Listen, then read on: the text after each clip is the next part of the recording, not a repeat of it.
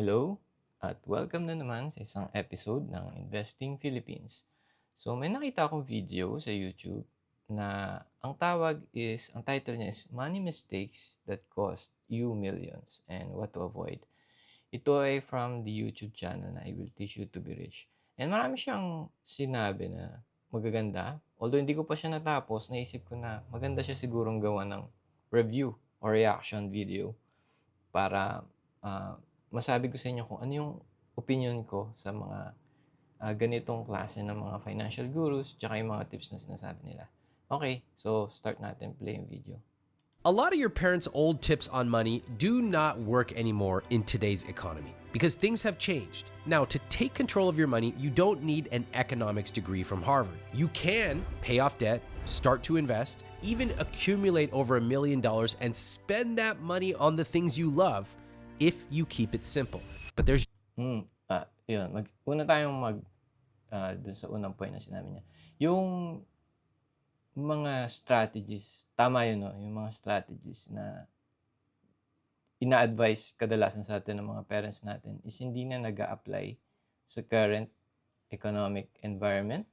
Like yung magsisave or mag-work for all your life sa isang company tapos aasa sa pension, something like that. Hindi na siya nag-work ngayon dahil alam mo naman kung makikita mo yung mga pension ng mga seniors natin, hindi lahat sapat yung nakukuha nilang pension. Although, meron din namang mga malalaking pension like yung mga nag-work sa government.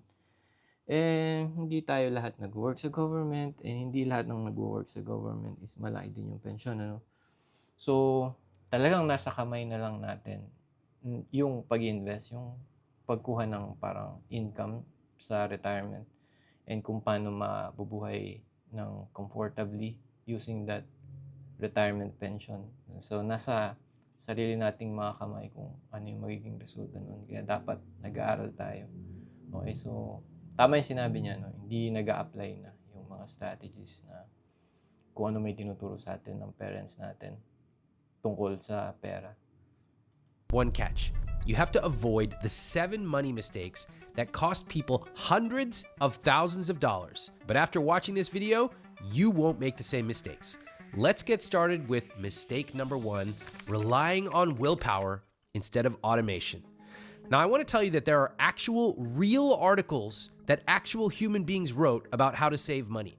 Separate your 2-ply toilet paper. Take short, cold showers and cut your own hair. Are you freaking serious? That's So, medyo guilty ako doon, ano? Kasi I cut my own hair dahil, yun nga, medyo nagtitipid. Pero, sige, tuloy tayo. life for me. And if you don't want to do that, I want to show you how you can actually save money without guilt, frustration, confusion, or constantly being bombarded by terrible money advice that makes you play small. People will tell you, keep a budget, as if you have to track every single line item, and then what? What are you supposed to do with that information? Or cut back. Cut back on lattes, cut back on jeans, cut back on cars, cut back on vacation, cut back. And maybe, just maybe, when you're 95 years old, you will be allowed to spend your money. None of Okay. Stop muna tayo. just maybe, when you're 95 years old, you will be allowed to spend your money. Okay. So, yung unang point na sinabi niya na cut back. Yes. So, ginawa ko yon dahil nag-extreme frugality ako. Hindi ako bumibili ng latte, coffee, ganyan. Itlog, talong lang kinakain ko or anything na basic. And tama yung sinabi niya na kailangan mo ng willpower para gawin yon. Pero hindi ibig sabihin up to 90 years old tulad ng sinabi niya, gagawin mo yun. Kasi para saan pa yung purpose ng pagtitipid mo, di ba? Kung hindi mo gagamitin. So, ayun, nagka-cut din ako ng hair dahil ayokong gumastos. Konti lang yung kinakain ko. Pero at a certain point lang, lahat naman kasi ng extreme ay hindi maganda, di ba? Kailangan meron ka ring way para i-balance out or parang way na dapat alam mo kung kailan ka titigil. So, yun yung point nung pagiging Spartan na sinabi natin dun sa course natin. sa How to Invest for Beginners. Hindi naman hanggang 90 years old ka, di ba? Sobra naman yun. Of this advice actually applies in the real world, but frugalistas keep touting it like it's their religion. Probably the biggest rallying cry for frugality experts is that you should cut back on your morning coffee. Every day, $5 a day adds up. You've definitely seen a chart like this. If you say... Ayun, yun pa yung yung kaninang sinabi niya na mag-take ng list ng mga budget. Ako hindi ako nagpa-budget ng ganun. Yung kung magkano lang ilalagay ko sa ganyan. Hindi ganun. So, ako ang ginagawa ko is, meron akong isang credit card na gagamitin ko sa lahat ng mga expenses ko. So, yung credit card naman, meron siyang, di ba, meron siyang report kung magkano, kung ano na yung mga nagastos mo.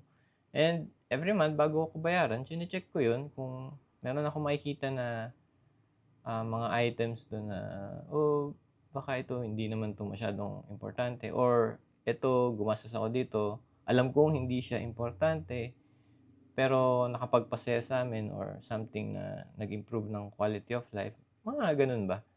So, hindi ako naglilista ng mga, ito dapat 1,000 pesos lang para sa ganitong klase ng budget. Hindi ako ganun ka strict sa budget.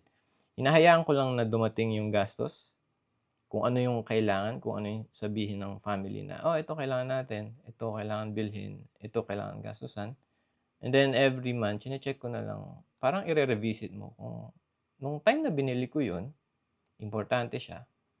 Pero importante pa rin ba siya going forward? So, baka naman pwede nating, alam mo na, i-improve, ganyan, bawasan or tanggalin, ganun. So, yun sa akin sa pagbabudget. Hindi ako masyadong particular or hindi ako masyadong strict. $2 a day. By making coffee at home, you'll save $62 a month, which equals around $700 a year. And properly invested, that will turn into $10,000 in 10 years. Why doesn't this work? Because we have to consciously make this decision every single day. Now, for a lot of people, probably you watching this video, the single only joy you have in the morning is going to get your morning coffee. And now these frugality experts are asking you to use your limited willpower every single morning, every day, forever. And what these frugality people are... Yun yung sinasabi ko. Hindi dapat forever yon. Okay. And yung willpower, totoo yun, nauubos siya. So, kung nagtitiis ka na hindi bilhin yung bagay na sa tingin mo nagpapasaya sa'yo, parang nagsasuffer ka, hindi ba? Parang napipilitan kang puwersahin yung sarili mo na mag-live into suffering. And hindi ganun yung goal ko dun sa advice ko ng pagiging Spartan. Yung goal ko is to develop discipline. So, kung meron akong bagay na, like for example, gusto kong kumain na masasarap na pagkain, kailangan ba laging lechon? Kailangan ba laging dine out, di ba? So, meron kang discipline na alam mo gusto mong kumain ito, pero meron ka pa rin goal and gagawin mo kumain ng ganyang kasarap sa future pag na-attain mo na yung goal. So, unahin mo muna yung ma-attain yung goal mo. Parang pinapractice mo yung discipline kaysa sa motivation. Ito yung parang sinasabi ni I will teach you to be rich. Nagde-depend ka sa motivation. Yung, kumbaga, feel mo ba na magtipid ngayon? Parang, feel mo ba? Parang hindi di ba? Kung ano lang yung nararamdam mo at that moment.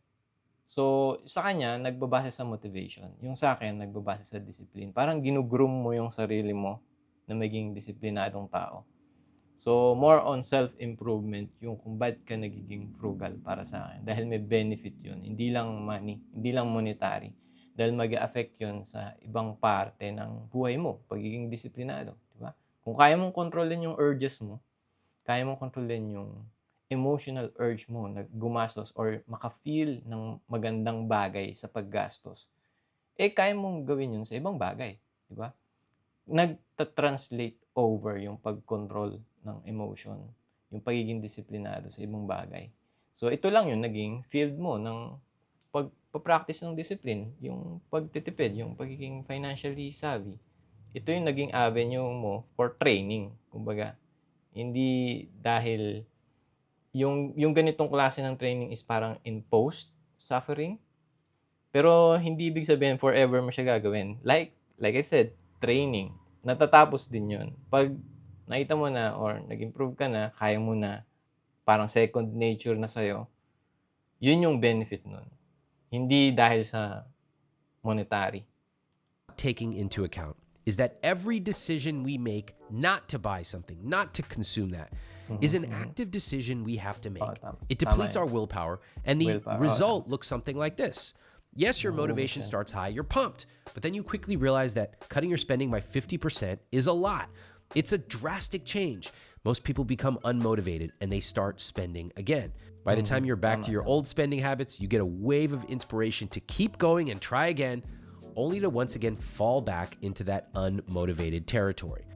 Ayan, iyan yung graph. Maganda yung pagkaka-explain niya tungkol sa motivation. Ito yung problem sa motivation. Okay? Hindi siya dependable, hindi siya consistent. So kung magde-depend ka sa motivation, yung feeling mo lang, kung feel mo motivated ka magtipid, darating yung point na matatapos yung motivation mo. Tapos babalik ka na naman sa dati mong ugali. So yun yung sinasabi ko. Yung pagiging frugal, dapat siya, yung tinetrain mo yung sarili mo maging disiplinado. And dapat merong ending din yun. Meron kang goal. So, nandun yun sa course natin. Kung kailan matatapos yun. So, personal setting ng goals mo.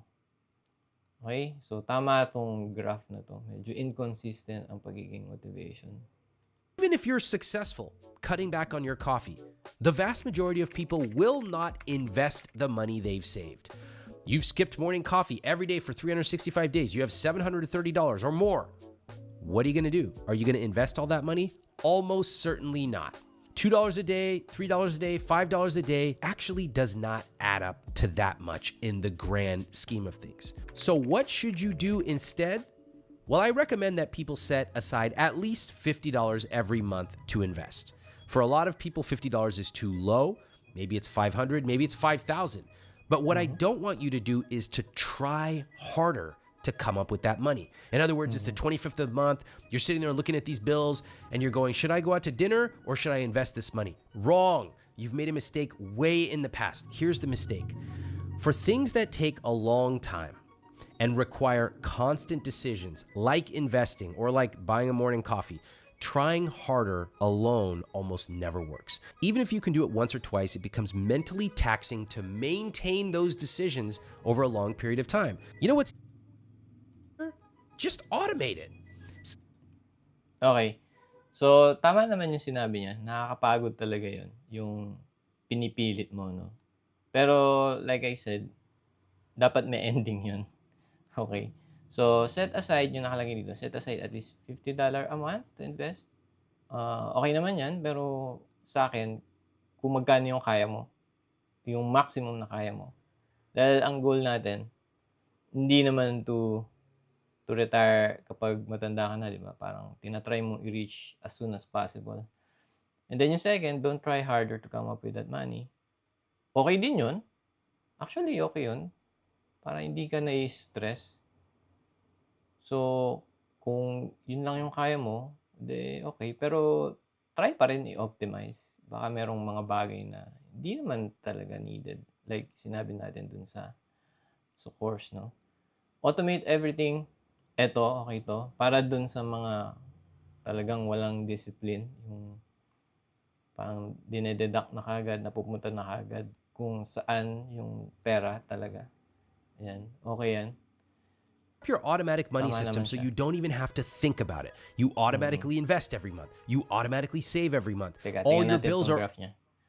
So, yung paycheck niya, hinahati niya sa 401k. So, parang ito yung retirement sa US.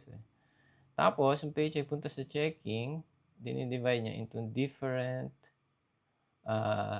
accounts. So, meron kang savings, credit card, okay, fixed cost. They don't allow OCC payments, okay. Occasional spending cash, okay. Free spending, okay. So, parang normal na lang to. Separation ng gastos niya. automatically paid every month.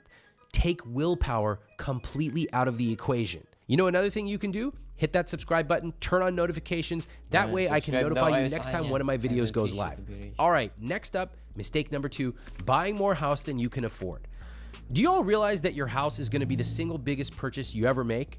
Therefore, it's really important that you run the numbers before you buy a house. If you don't, you will do what most Americans do, which is to overspend on housing, especially in high cost of living cities. Now, a good guideline is that your total monthly housing costs should be no more than 28% of your gross monthly household income. Now, that number seems staggering to a lot of people. Let me break it down. Teka, bago siya magsalita, actually, tama to kasi kapag bibili ka ng bahay, yung mga agents, sasabihin, tatanungin nila yung estimated income nyo. Or kung hindi nyo sabihin, i-search nila yan sa mga job postings kung magkano yung income nyo pag sinabi nyo yung trabaho nyo. And ang majority ng mga real estate agents or brokers, ito yung guidelines nila. 30% actually nung gross income. So kapag hindi kayo pumasa niyan, parang ibebenta sa inyo or isa-sales to kayo sa mas mababang unit para abot nyo yung gross monthly income na threshold. Yun. Kung hindi naman, itatry pa rin kayong bentahan or i-reject kayo. Pero yun nga, kahit na sabihin dito na 30% or 28% ng income nyo para ma-determine kung pwede na kayo bumili ng bahay, actually is yung mga agent na mismo yung mag-filter out sa inyo. Usually, syempre may mga real estate agent na gustong makabenta, so kahit hindi kayo pasado dito, bebentahan pa rin kayo. So, yun. So, normal yan, yung ganyang percentage. I say total monthly housing costs. What do I mean? I mean not only your mortgage, but also closing costs, interest, property taxes, homeowners insurance, maintenance, utilities, and any additional fees like HOA fees, condo fees, etc. Remember, when I say maintenance, you also need to be planning and putting money aside for the roof repair you're going to have 12 years from now. This is... Tama yun. Real estate, ang daming parang holding cost. Dahil meron kang investment na ganyan or asset na ganyan, marami kang kailangang bayaran para ma-maintain yung asset na yan. What I mean by total housing costs. If you really want to be accurate, you're also factoring in the time and labor you spend going to Home Depot twice a month. All of those costs added up should be lower than 28% of your gross monthly income. Now, for most people, you can't do that, especially today with very high housing costs, especially in expensive cities. That number is very difficult to hit. So you could stretch it. You could stretch it to 30%, 32, even 33, but it starts to become very risky. It means if one of you loses your job, you could possibly lose your house. And it also means you put yourself in the situation of being house poor, which you do not want to do. Here's a quick back of the napkin little calculation that I use. Whatever the... Yung house poor, ang ibig sabihin nun, may bahay ka nga, pero poor ka pa rin. Yun yung ibig sabihin ng house poor. Payment is, I add 50% to account for all phantom costs. So if my mortgage was $1,000 a month, the true amount is probably more like $1,500 a month. This is quite shocking to people because they literally believe that whatever they're paying every month is their total cost. Wrong. It's probably 30 to 50% higher. On top... Actually, baka mas mataas pa eh. So kung meron kang monthly na binabayaran, baka nga doble pa nun eh. Usually mga 80 siguro, ganyan. That I want you to understand how much of your money is going to interest. With high interest rates, even if you put down a healthy down payment, it will often take you over 20 years for you to be sending more money to your principal on your loan versus interest. That means for the first 20 or so years, you're paying more interest than you are towards the principal. Let's take an example of a couple living in a medium cost of living city and making $180,000 annually. They're doing very well. If they follow that guideline, their housing costs not to exceed 28% of their gross monthly income, they can afford a total monthly payment of $4,200. That's everything: mortgage, utilities, taxes, maintenance, fees, all of it. Like I said earlier, I assume an additional 30 to 50% on top of the mortgage payment to come up with the total cost of ownership.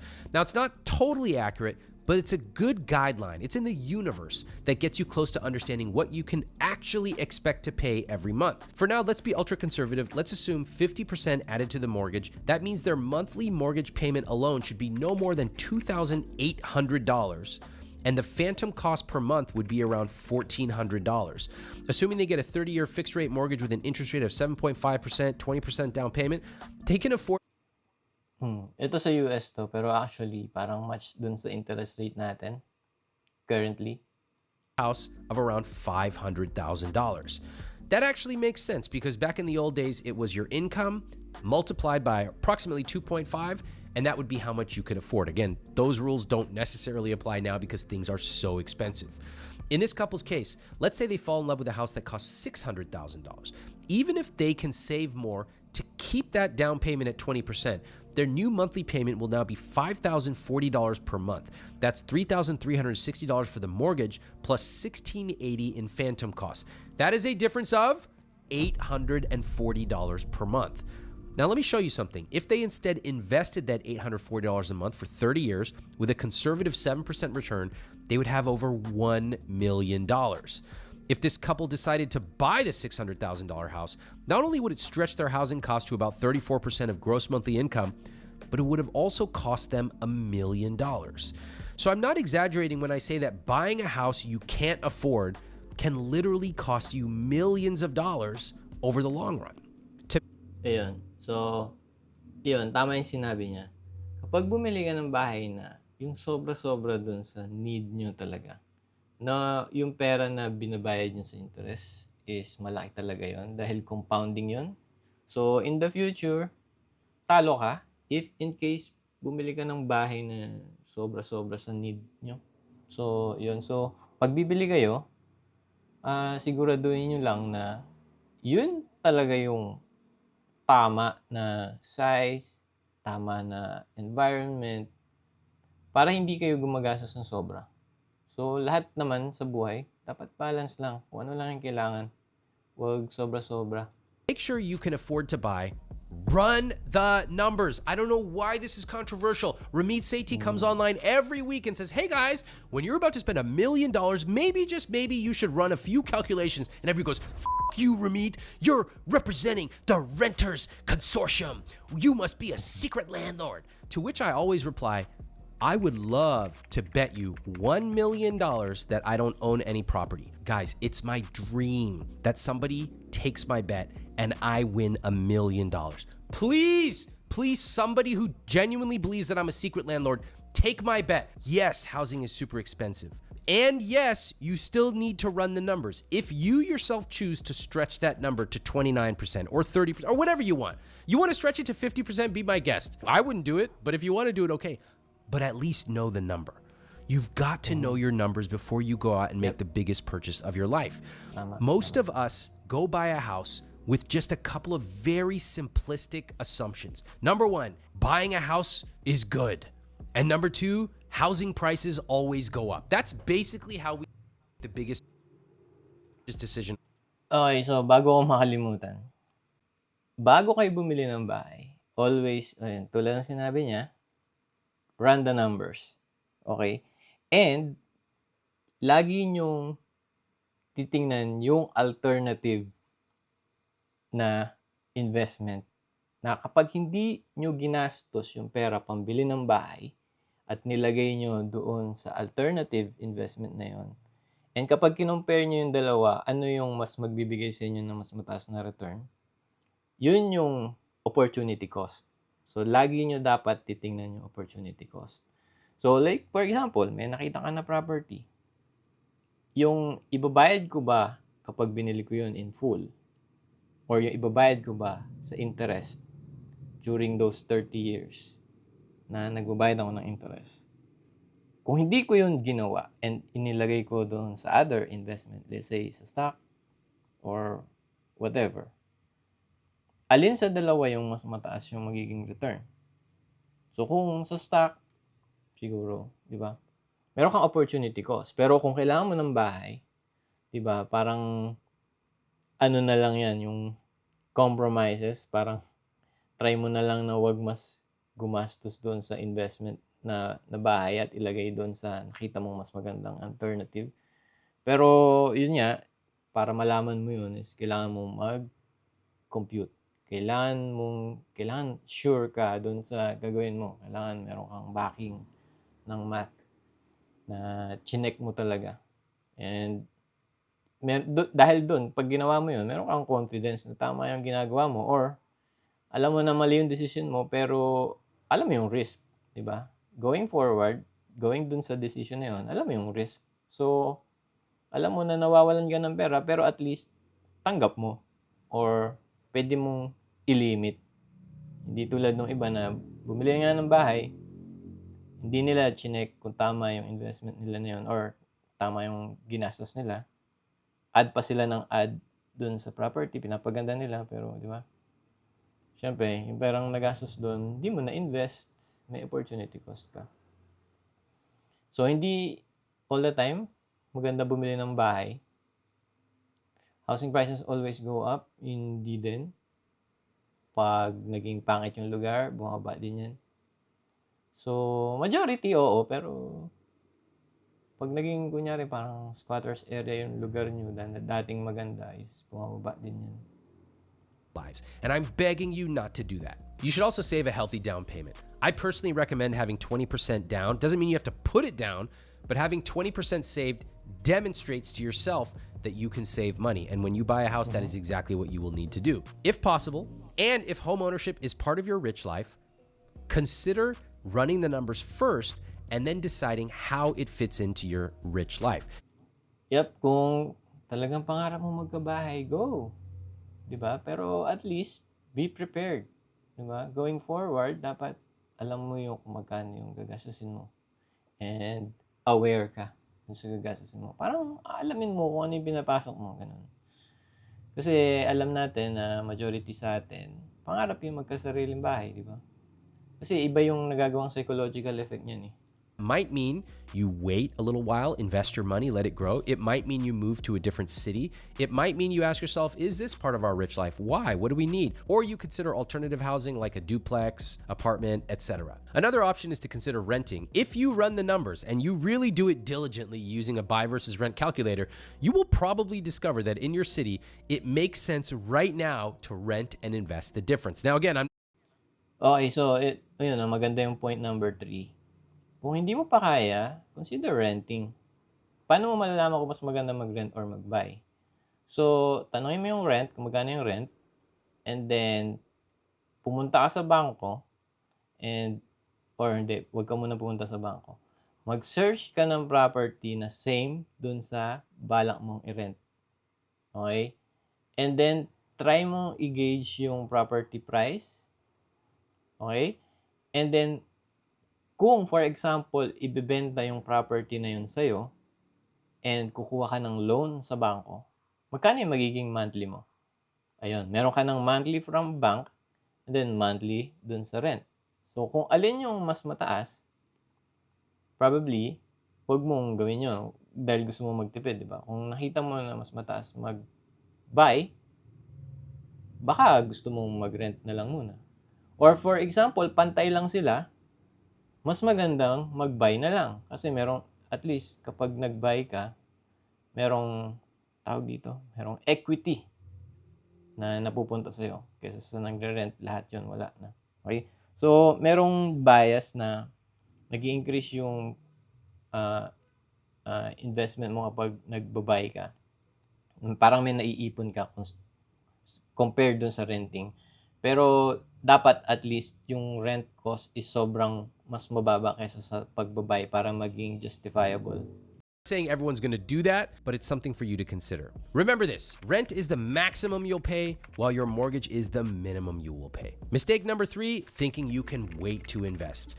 One of the things that makes me die on the inside is when I see people not investing. Or sometimes they'll go, you know what, once I pay off my house, then I'm going to start investing. I go, do you understand compounding? See, in America, most people want to have a lot of money, but you also must remember that the vast majority of Americans have never read a single book on personal finance. It's very like the idea that people want to have a six-pack, but they don't necessarily want to go to the gym or learn how to eat properly. We procrastinate with our money because there's no real reason for us to take action today. If we don't invest today, we still have cable, we still have a roof over our head, we still have computer and TikTok, it's fine. But every year that goes by, it becomes a little harder, and then a little harder, and then a little bit more. Let's take a look at two different examples. Savvy Sally invests $200 a month from age 20 to 30, and then she never touches that money again. She just lets it sit in her investment account, growing. Naive Noah waits. He doesn't start investing until he's 45, at which point he invests the same $200 a month until he's 65. In other words, Savvy Sally contributes to her investments for only 10 years, while Naive Noah contributes to his for 20. Now think about that. What happens at the age of 65? Savvy Sally has $369,442 in her investment account, which is $267,000 more than Naive Noah. So, iyan. So, para dun sa mga nag-join dun sa How to Invest for Beginners na course, no? Alam nyo yung power ng compounding. And maganda yung graph dito. Kung ano yung itsura ng graph kapag compounding. Para siyang rocket ship. So, mabagal sa umpisa, and then, boom, pataas. Hindi siya straight line na diagonal. Compounding siya, yung exponential. Whoop, gumagano. Whoop, biglang, once na nag-snowball na, bigla ng parang pataas na diretso. Diba? Yun yung compounding effect eh. Yung parang nag-blast off na. Una mabagal, ganyan. Tapos biglang, parang tumalon. Yun yung compounding effect. Pag na-reach nyo na yun, ayun, pwede na kayong parang medyo relax na. Yun yung parang ending nung pagsasuffer nyo. Ends up with. One more thing, just for fun. If Savvy Sally was able to invest $800 a month from age 20 to 30, and Naive Noah invested $800 a month from 45 to 65, that difference between the two would be astronomical at over $1 million. Yun, no? Ito, slow. Pero ito, mataas. Explosive yung exponential. Dapat talaga mas maagang nag-start. Don't mind kung konti lang. Comes to compounding, do you see Basta the power invest. of time? Procrastinating costs you dearly. It's just that most of us don't know how to properly calculate that. So what should you do instead of waiting? Getting started early with investing is the most important thing you can do for your wealth. Yep. If you're in your 20s, start now. Start investing right now with whatever you can. Even $50 a month is Para dun sa mga 16 or 17 or 18 na nakakapanood ng video na to or mga ibang video sa YouTube channel, as soon as nakagawa kayo ng bank account and as soon as pwede na kayong mag-invest, sabihin natin kailangan nyo ng permission from your parents, mag-start na kayo kagad. Pasasalamatan nyo itong si Amit dahil doon. and keep doing it consistently. If you're in your 30s and 40s, don't beat yourself up. Yes, the best time to invest was when you were 15, but the second best time to start investing is today. Don't get discouraged. Yep, now, invest na. Wag nyo nang tapusin itong video na to dahil matagal pa to. Invest nyo na agad. Okay? Basta meron kayong extra dyan, invest nyo. Wag nyo nang patagalin. Yourself up? Yes, you're going to have to be more aggressive with your contributions than someone in their 20s, but don't let that stop you. To see what your own investment could look like, I recommend looking up Compound Interest Calculator online and entering your numbers. Aim for at least 5 to 10% of your take-home pay. Of course, I recommend more if you can, and keep track of that number to make Sa How to Invest for Beginners, yes, nagre-recommend din tayo na dapat mas mataas. So, yung 10% usually yung baseline na sinasabi ng mga financial advisor dahil yun yung, kumbaga, accepted na standard ng mga parents natin. Dahil yun din yung kinukuha or kinakaltas para sa pensyon. Dati.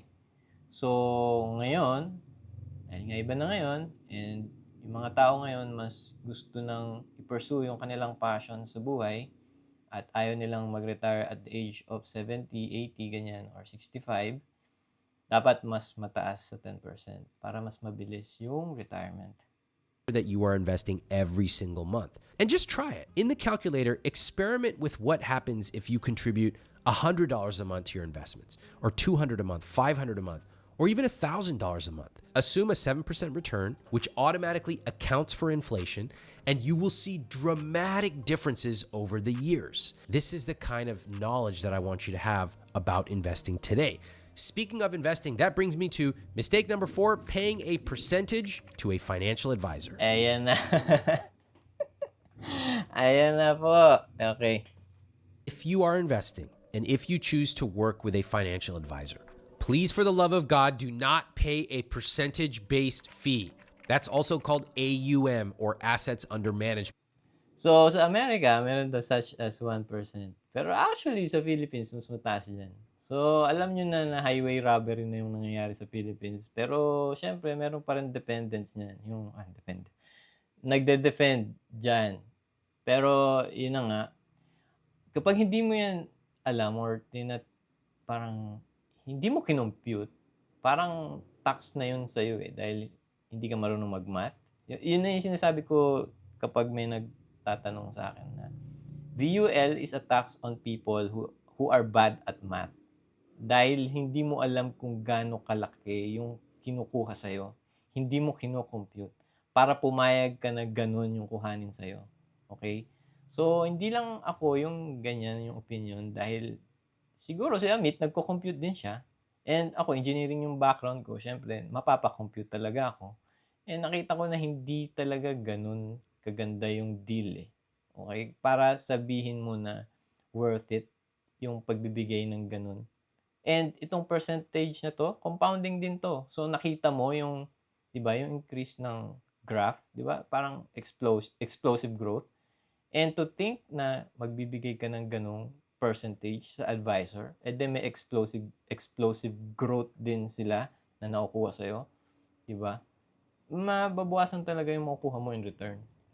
And if any of you have a financial advisor and you're not actually sure how you are paying them, pay attention right now. See, if you have a financial advisor, I would highly recommend you just pull up your phone right now, text them and say, hey, how am I compensating you? How do you get paid? You're going to get a return call in about 6 seconds because financial advisors who charge AUM, they know if you're asking this question, you suddenly got really smart about compensation. Yep. See here. So, ang ibig sabihin ng AUM is asset under management. Okay? Kumukuha sila base doon sa magkano yung binigay mo, yung total.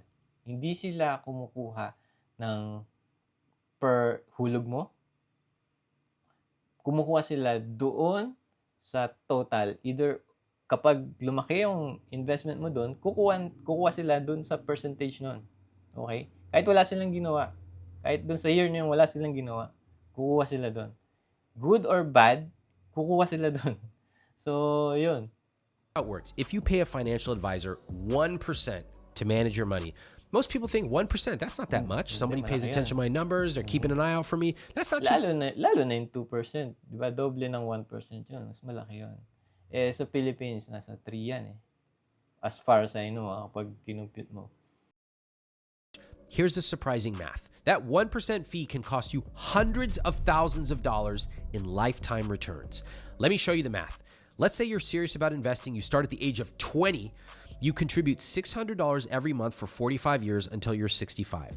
If you pay a low 0.1% management fee and you assume a conservative 7% return that automatically accounts for inflation, you'd have about $2.14 million for retirement. But if instead you pay a financial advisor 1%, you would have way less money because that 1% fee would have cost you hundreds of thousands of dollars. So, makikita nyo, yung graph, katulad siya ng compounding interest na graph previously. So, ganun din siya. So, ito naman, para dun sa fee.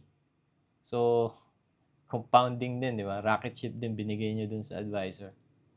All going directly into your advisor's pocket. This is really important because when I go to a restaurant, I see exactly how much I'm going to pay. When I pay my personal trainer, I know exactly how much I'm going to pay. But when it comes to certain people in the financial industry, it's very unclear. What percentage? Most people don't even know what that percentage is. And even if it says it on a piece of paper, they don't understand the implications of what a 1% fee means. Because if I told you exactly how much it was going to cost you, most people would be shocked. I remember a young woman in her 30s DM'd me and asked if she was getting ripped off by her advisor, who's charging a percentage. I said, how much do you think you'll pay your advisor over the course of your lifetime? She had no idea, but she guessed 30 grand over the next 30 or so years. I ran the calculations for her. She would be paying $315,000. Now that is shocking because most of us go our entire life agonizing over how much butter costs at the grocery store and talking about bread and should we get a second Coke, but we don't realize that a 1% advisory fee is a tremendous amount of money. And there are fantastic financial advisors out there who charge an hourly or flat fee. I think that most people can manage their own money just fine. You can learn it from my book, which you can get for a flat fee or get it at a public library in chapters 3, 6, and 7. That book is called I Will Teach You to Be Rich. In the book, I explain the details of which companies I recommend, which companies I myself use, and how to evaluate different types of investments. Now, of course, if you decide you want to hire a financial advisor to look over your numbers, that's fine. You can. Make sure they're a fiduciary, which means they are legally and ethically required to act in your interest, and make sure they charge an hourly or flat project fee, never a percentage. You can look for flat fee advisors at napfa.org or check out our sponsor Facet at facet.com/Ramit for a flat fee membership option. Mistake number 5, stop debating all the details that won't make a difference. Go on any... So, maganda yung sinabi niya, no? So, maghanap ka ng advisor na nagbibigay ng flat fee, yung consultation, ganyan. Wag nun sa kumukomisyon. And meron din tayong video nun dito sa YouTube channel na, no? Yung halina't magtapon ng pera sa VUL. So, maraming nagalit doon, pero as you know, hindi lang ako yung nakapansin nun, okay? So, nasa sa inyo na yan. Kayo yung maggawa ng sarili nyong opinion. And kung marunong kayong mag-compute, mapapatunayan nyo na tama yung sinasabi namin ni Amit yan, at ng ibang mga may alam sa pag-invest. credit card forum and people are asking the most arcane, obscure questions. Should I use the Chase Sapphire Reserve? Because I know I can get a 75,000 point bonus. But what about if I go to Sardinia? Because if I take the route that goes east, I think it could actually make the sunrise, which would get me an additional 5 points. You need to stop right now, okay? A better philosophy is in your finances, fight for simplicity. That is why I use a very small number of credit cards, a very consistent number of bank accounts that I've used for a long time. I invest in very simple investments that anybody has access to, and I do it every single month consistently. Okay, so maganda yung suggestions niya, no? Small number of credit cards, small number of bank accounts, invest in very simple investments. Ayun, kung hindi ka marunong pumili ng stocks, baka mas okay, index na lang. Yun ang pinaka-simple way. And gawin mo lang paulit-ulit. Save, invest, yan. Ulit-ulit lang. I keep it really simple. Most of us end up asking these really overly specific questions as a method of procrastination. If I don't know the perfect answer to this one thing, then I have to wait until I get all my ducks in a row. Wrong. I think there's a different approach. I think that getting started is more important than becoming an expert. And too many of us get overwhelmed thinking we need to manage our money perfectly, which leads us to do nothing at all. Personally, I'd rather follow the 80% solution. I'd rather get it 80. Tama yung sinabi niya, no? Mas importante yung mag-start ka kagad. And you learn as you go. So, kahit ako, nakakagawa pa ako ng mga mistakes kahit matagal na ako nag-invest. And hindi ka dapat natatakot sa mga ganun as long as hindi grave yung mga investment mistakes. But sabi ni Charlie Munger, I want to know where I'm going to die, so I will never go there. As long as alam mo yung mga pitfalls, yung mga hindi mo dapat gawin, okay ka eh. So, like for example, wag kang magta-trade. Di ba? As long as hindi ka nagta-trade, magsusurvive yung portfolio mo or yung pera mo to the point na matututo ka. Yung meron kang leeway or runway para mag-gain ng experience. Okay? So, kung meron kang way para mapabilis yung pag-gain mo ng experience, much better. Pero iwasan mo yung talagang magbibigay sa'yo nung yung nail in the coffin, kumbaga yung talagang mag-e-end ng pag-i-invest mo. Huwag kang mag-i-invest sa mga crypto, ganyan, or sabihin na natin, dahil di ako naniniwala sa crypto, sa mga speculative na investments, yung sa sobrang laki ng gain or sobrang fast ng return, yan, wag kang, umiwas ka dyan. Okay? 5% of the way right and then move on with my life, then dream about getting it 100% right, but get nowhere. For you to get started, there are 3 easy things I want you to do. First off, read my book, I Will Teach You to Be Rich. Get it from the library, get it from a bookstore, get it on Kindle, get it on audiobook, doesn't matter to me. I'll also link the first chapter in the description where you can read it for free. Second, while you're going through the book, Search nyo na lang yung YouTube channel niya. O baka ilagay ko sa link sa description. Para dito sa video na to, para makita nyo yung link ni Amit. Para dun sa libro niya, I Will Teach You to Be Rich. Pero actually, meron siya sa Netflix yata. Parang nakita ko itong movie niya. Itong book niya na ginawa niya ng Netflix episodes. Ayun. Baka pwede nyo i-search sa Netflix para kung mas preferred nyo yung visual. make sure to watch the videos I make for you right here on YouTube because they accompany the lessons. They're made to work together. And third, download a copy of my conscious spending template and plug in your own numbers. That way you will understand how your spending stacks up to other people's. Once your money system is good enough, or 85% of the way there, get on with your life. Go do the things you really want to do. By the way, if you want help tracking your spending, I highly recommend you check out this video's sponsor, Rocket Money. I actually recently heard from a lot of our readers who use Rocket Money to track. On the spending tab, you can see all the categories you spend money in, like dining and drinks, bills and utilities, groceries, or by clicking the link in the description below. All right, on to mistake number 6, letting debt pile up. Now listen, I spend most of my money on credit cards. The difference is that I pay it off every single month. I use credit cards because they offer convenience and benefits like cashback, reward points, purchase protection, and extended warranties. The problem is that if you don't pay it off in full every single month, you are now in financial quicksand. The more debt you carry, the bigger portion of your paycheck is going towards paying off that debt, the less you have to save, invest, and spend on other things. This can become very dangerous. Okay, balik natin. So, yan. Same reason kay Amit.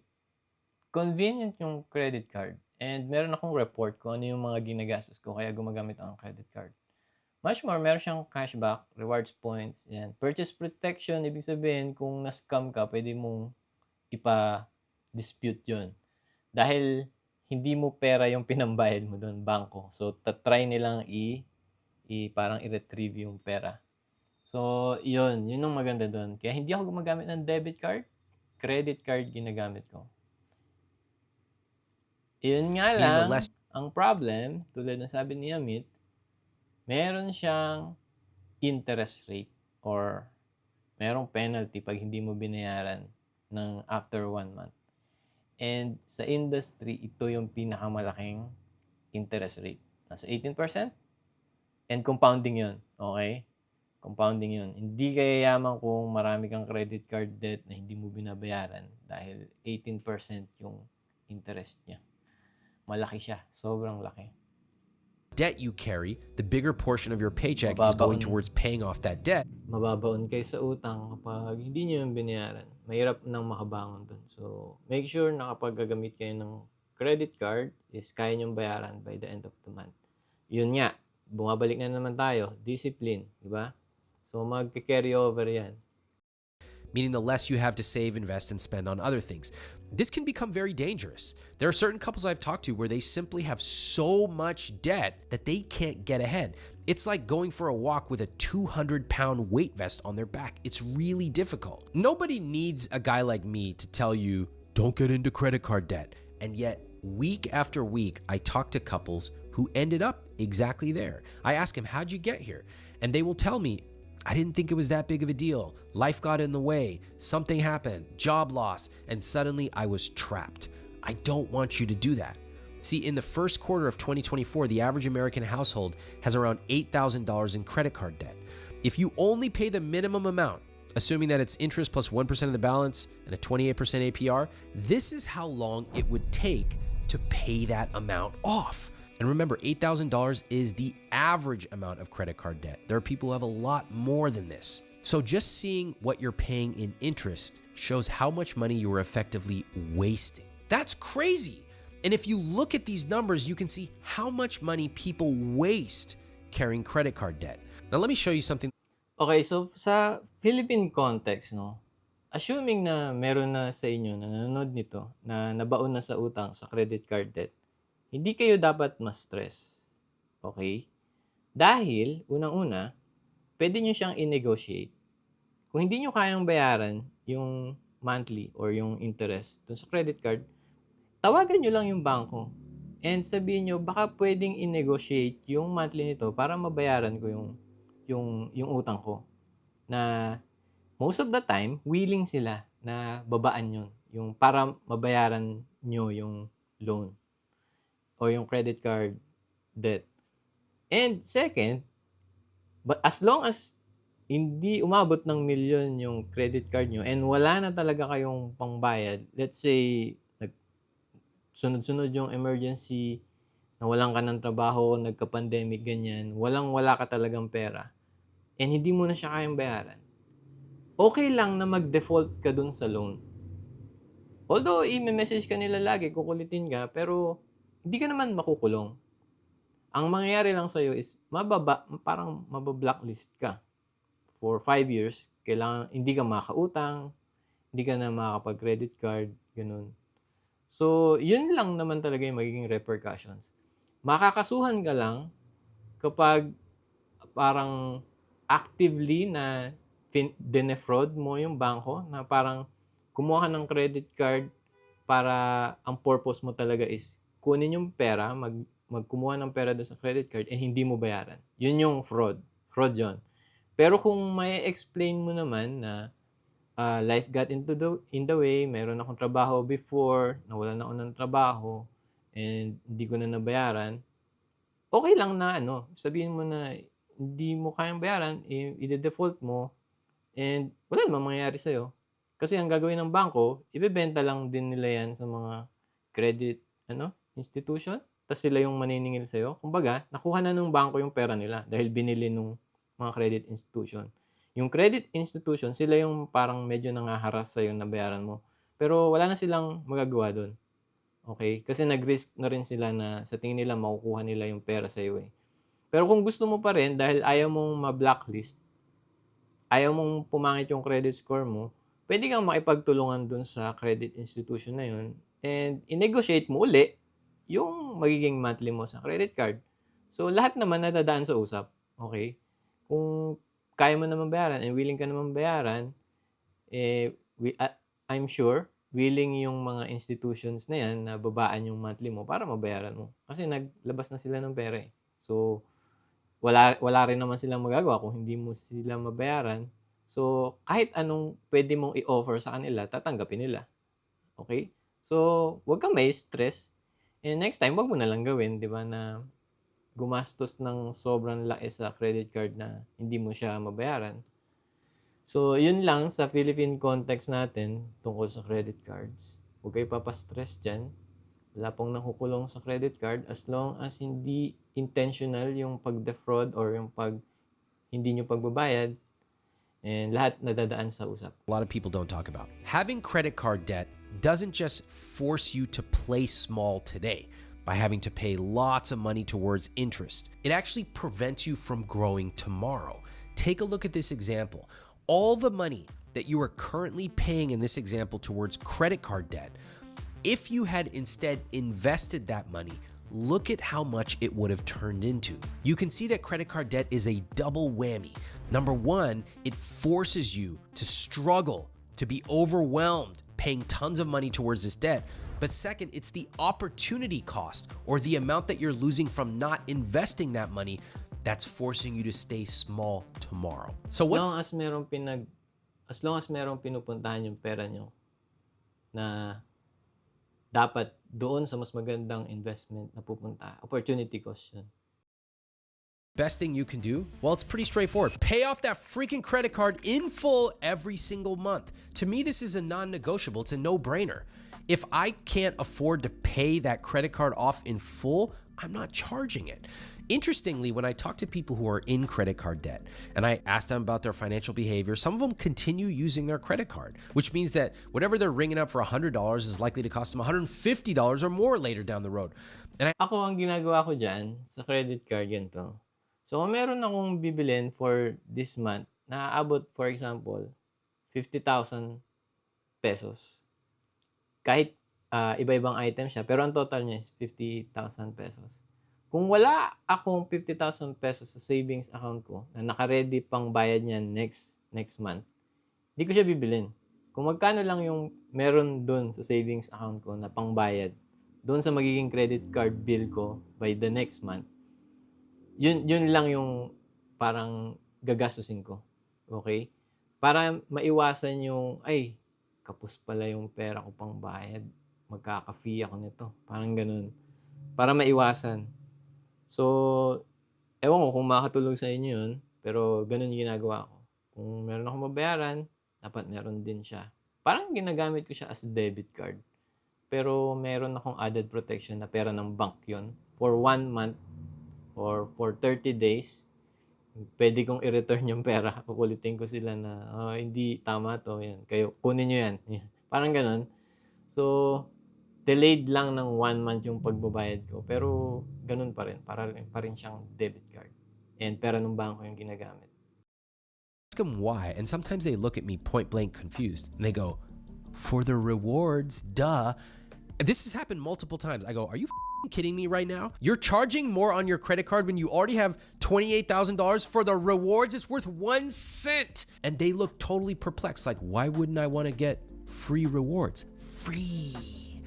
It's not free. In addition, if you have credit card debt, find a way to make extra payments and or pay off a little bit more. For most people, an extra $100 a month actually has a profound impact on how fast you can pay it off. You'll pay it off way faster, and how much interest you'll pay off. You'll pay way less interest.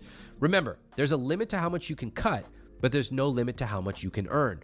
If you have severe credit card debt, consider taking on a side job, start a side hustle.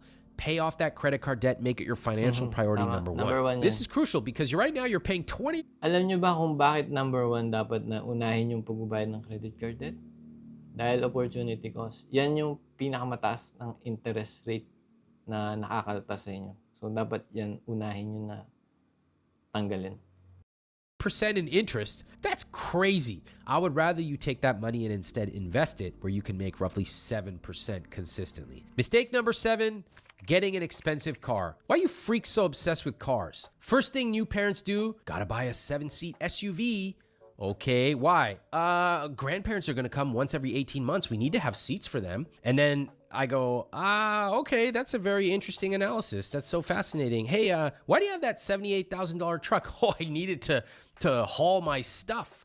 Then we discover the statistics of how often people actually use their truck for the intended purpose. Okay, check natin. Nakakatuwa naman merong ganitong statistics. Oh, those are quite startling. More importantly, let's talk about the finances. When I ask people, how did you decide how much car you could afford? You know what they do? They just look at me like I'm insane. They go, it's all about the monthly payment, Ramit. Don't ever make a large purchase decision based on monthly payment. And remember, the new car smell, as much as I love it, wears off, but those loans do not. On top of the car payment, you got the phantom cost, which nobody accounts for, insurance, registration, gas. In my case, I used to have a $350 car payment. When you factored it all in, I paid over $1,000 a month. By the way, whenever I talk about this, a lot of people accuse me of being a liar. I go, listen, first of all, I don't need to lie, okay? This is my business. I can say whatever I want to say. I have no reason to lie. But if I'm going to lie, it's not going to be about my freaking Honda Accord car payment, okay? What they're really saying is, I have never been to a high cost of living city, and that seems crazy. In today's world, okay, so tungkol dun sa sinabi niya na car payments. Yep, ang cost ng car ay malaki. Okay, meron ka maintenance, PMS, gas, ano pa, monthly mo sa bangko. $135 is the average car payment. There are a lot of freaks paying even more than that. I recently spoke to a couple on my podcast who had a total monthly car payment of $2,500. Are you kidding me? In fact, I can tell you point blank, when I talk to people who are in financial difficulty, it's always the same two things. First is their house. They spend too much on a house. Second is their car. They spend way too much on cars. And what's incredible is that they find it really, really difficult to imagine downsizing. And after the loan term finishes and the car is paid off, that is the magical golden opportunity for them to actually incur savings. But you know what Hulaan ko. Bibili ng mas latest model. they do? They trade their car in. In other words, after your car payments finish, Yun nga. So, usually ganun, no? Pag natapos na yung paghuhulog ng mga tao, usually mag-upgrade. So, hindi maganda yun. you should keep that car as long as possible because you are effectively paying close to zero. That's the time that you're getting the major benefit. It's like if you're doing your last two lifts and it's really difficult for you, you push through. That's all the benefit right there. Same thing for your car. Once you pay that car off, keep it. Hold it for as long as you possibly can. Laspagin nyo. Yung baga, parang sulitin nyo talaga. Hindi na kayo nagbabayad ng monthly. So, parang discipline na naman, di ba? Matempt mo ba yung sarili mo na bumili? Or kaya mo bang i-discipline yung sarili mo na wag gumastos sa bagong model ng cars? So, syempre, personal decision yan. Pero ako lang, if mas para sa akin, no, mas importante yung future ng family, future ng iyong family sa pag in-invest mo yung pera kaysa dun sa kung gaano ka-komportable yung magiging commute nyo, no? Financially speaking, that is the best time you will ever get. Of course, nobody listens to me. They simply go and go, ooh, that's shiny. I need a new feature, Bluetooth Extreme. And they trade in their freaking car. And what that means is they simply take on another loan, another loan, another loan. You're basically the car industry's best friend. Let me show you what I mean. Let's take that $735 average monthly car payment. Remember, this does not include things like insurance, gas, etc. Usually, pag nagpapakita siya ng graph, makikita nyo puro compounding interest. And dahil ganun naman talaga, sabi nga ni Einstein, di ba? Compound interest is the eighth wonder of the world. Those who knows it, earns it. And those who don't, pays it. So, tingnan nyo yung graph. Kayo yung nagbabayad kapag hindi nyo alam kung paano nag-work yung compound interest. And para dun sa mga tao na marunong mag-invest, alam nyo na kayo yung gumagamit ng compound interest. Kayo yung nag-earn nun. And see how much you would have if you instead invested that money. $735 a month invested for 35 years, 7% rate of return, which factors inflation in. Please don't write me about that. Will amount to more than $1.2 million. You and your shiny Chevy Tahoe, was it worth it? Was it really worth it? So how do you know if you can afford it? Well, like any major purchase, you need to run the numbers carefully. Consider total cost of ownership. Cars and the phantom costs associated with them, like insurance, gas. Ayun, yung tickets, yung toll gate pa nga pala, gas, yan. Mga fees, yung mga parking fees, yung tires, yan, consumables. Maraming binabayaran sa kotse. Maintenance and more are part of your fixed costs. And if you have fixed costs that are too high, it will affect you lower on the conscious spending plan. It means less money for you to save, less money for you to invest, even less money for you to have guilt-free spending. That is why so many couples come to me and they talk to me fighting about how much their partner spent at the grocery store or Target, but that has nothing to do with it. They don't realize that they spend too much on their housing and cars, and therefore they have no money left over. They just haven't made the connection. So you got to buy a car you can afford. This does not mean that you buy a car based on your monthly payment. Car dealers can simply stretch out how long you're paying them to lower that monthly car payment. Don't do that. Instead of looking at the monthly payment, the best way to determine how much you can afford is to use some ratios. Let me show you what I mean. If you use my conscious spending plan, your fixed costs should be between 50 to 60% of your take-home pay. Let's be conservative, let's say 60%. Subtract your total housing. That's your mortgage, rent, utilities, all housing costs. Subtract your groceries. Subtract anything else left in your fixed costs. What's left over is how much you can spend total on a car. That includes gas, maintenance, registration, everything. Again, you can download my conscious spending plan and it will help you do these calculations for you. I'm going to show you right now how it works with some real numbers. Let's say for easy math, you take home $5,000 every month after tax.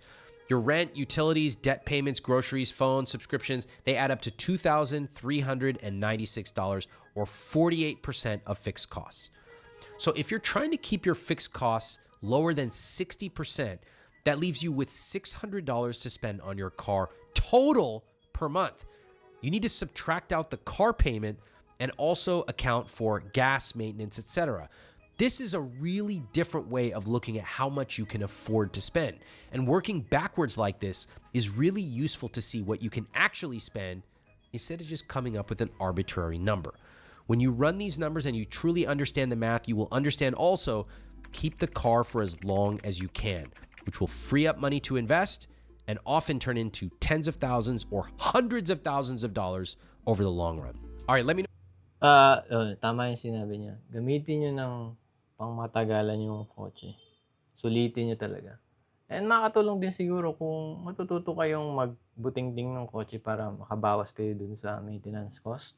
Kunyari, pag-change oil, ganyan. Usually, mataas yung charge ng mga kasa sa mga ganyang minor na maintenance. Pero kung kaya nyo naman siyang gawin, makatipid pa kayo. Comments which of these 7 money mistakes you've made in the past and what changes you are making now going forward. Make sure you click that subscribe button, turn on notifications so you don't miss any of my new videos. Now check out this video popping up on screen to watch more. Okay, tama yung mga sinabi ni Amit sa I Will Teach You to Be Rich. And magaganda yung mga sinabi niya. So, ang sa akin lang is dapat merong ending yung pagiging frugal. Yun yung parang isang point lang na medyo hindi kami nagkasundo. Pero other than that, maganda yung advice ni Amit. And I recommend na panoorin niyo yung ibang mga videos niya. And search nyo din sa Netflix. Baka nandun pa yung video ni Amit. Kasi napanood namin to sa Netflix before. So, yun lang muna ngayon. So, keep on investing. So, thank you. Bye-bye.